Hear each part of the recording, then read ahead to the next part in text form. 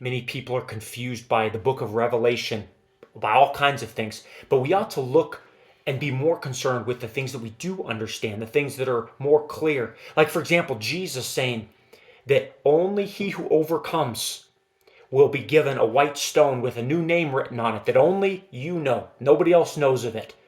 But it's only for those who endure to the end, who overcome. Also, those who overcome, Christ said, will be given power over the nations and the morning star. But it is only for those who make it to the end. What does that mean? What does that look like for you? It means that, number one, the only way to make it to heaven is to be born again. You have to repent and believe the gospel.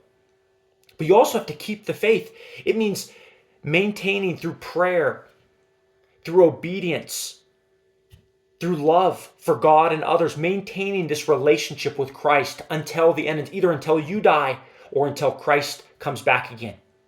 That's what it looks like to not lose the faith, to not depart wickedly from it. The word for that in the Bible is apostasy.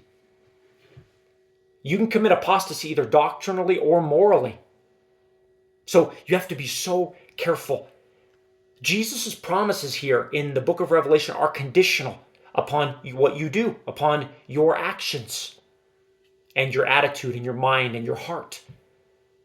So be very careful today and take the warning. So what can we repent of?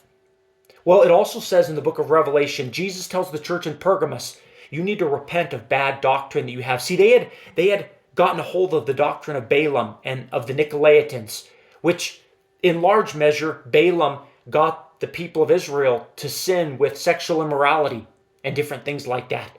So don't let anyone deceive you with doctrine that's contrary to the Bible. If you have anything in your mind or your heart or you're believing things that are not lining up with the New Testament specifically and with the Bible, you must repent of those things. Get that doctrine, get that bad teaching, the bad doctrine out of your heart, out of your life. Especially anything like once saved, always saved, or any type of doctrine that says you don't have to walk in the light, you don't have to walk in the Spirit. You can be carnal, you can be worldly minded, you can be fleshly and all these things and still go to heaven someday. In other words, you can have Jesus and the world at the same time. You can have your sin and the Bible both at the same time. It's not true. It's not true. Jesus said if you are a friend of the world, if you're a worldly person, you've made yourself an enemy of God.